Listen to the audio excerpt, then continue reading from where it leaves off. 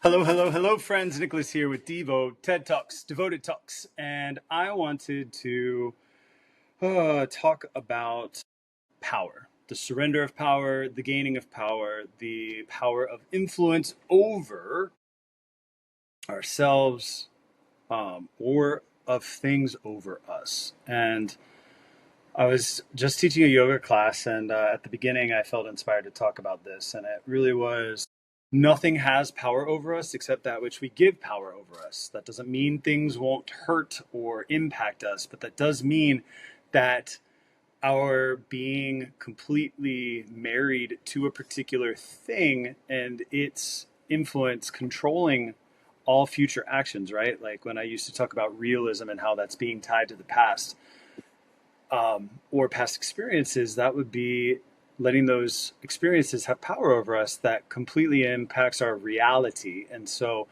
saying you're a realist just means that you are stuck on past precedent as the only thing that is possible rather than a world full of potential.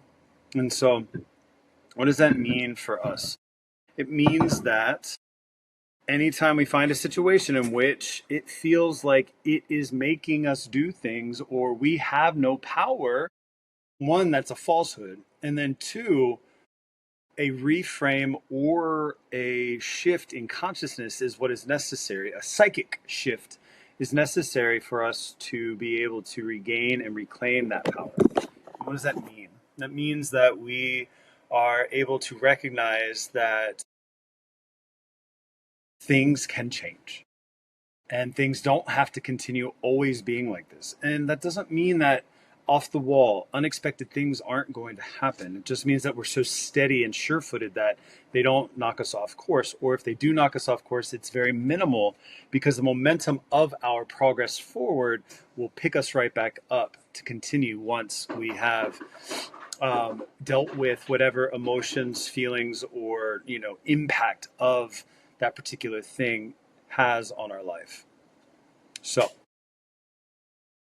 we're still in a new year. It just started, and oh my gosh, all the things. I'm excited though. The business and the studio, by all appearances, is really starting to take off. It was our first year, and there were some months that felt like, oh my gosh, but I also didn't know what they should be like or could be like because it was my first year in business. And so we're in the busy season right now for hot yoga. So this is good in many respects, because it will offer us, while still being busy, a leniency on what has to be earned and what has to be accomplished in this time.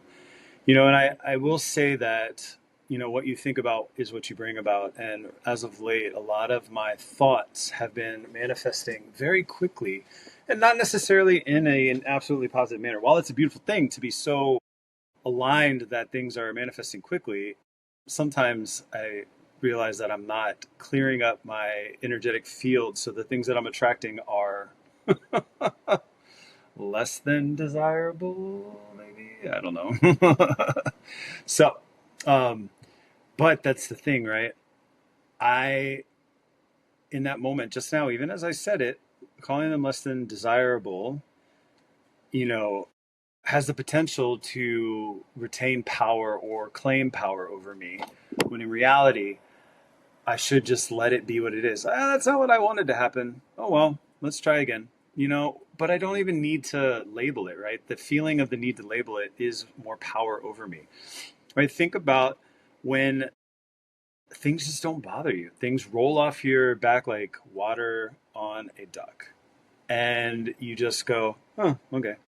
Like it's not a thing. And that's what I'm talking about. We are giving power day in and day out to people, places, things, circumstances, and life without even knowing it because we're obsessing and we can't shake it. But I will argue that the reason you can't shake it is because you keep thinking about it and you keep thinking about it because you can't shake it. And it's this arduous cycle that recapitulates itself. And so what does yoga and Ayurveda say? First, sometimes there's enough momentum that you have to break it, right? A treatment in yoga a treatment in Ayurveda in specific situations is to startle somebody by smacking them or by doing something to break the cycle. I no lie.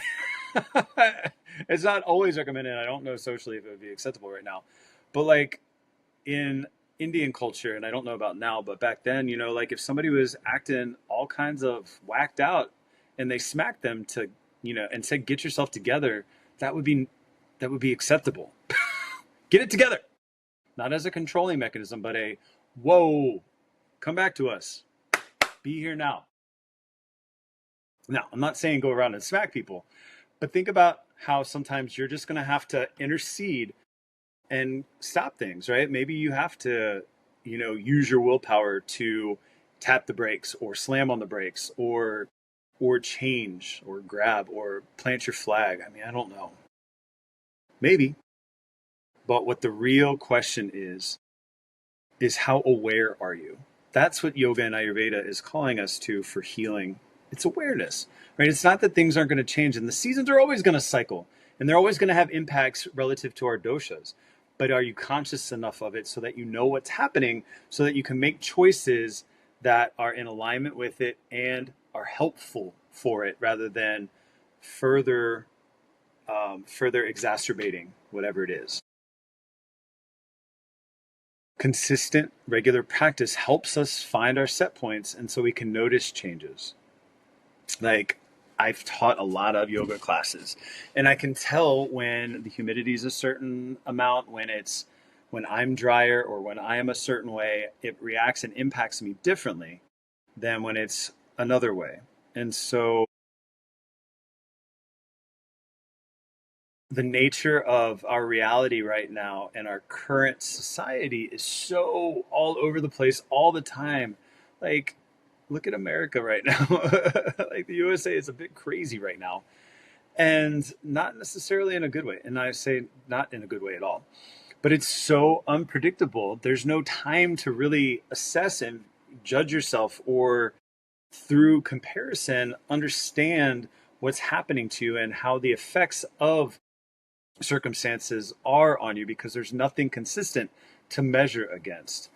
And I would never say that it's by design, but inherently that is what is happening, right? I don't necessarily believe in nefarious forces trying to control us, although they may exist. But I also believe that if I don't give control to them, they have no power or dominion here.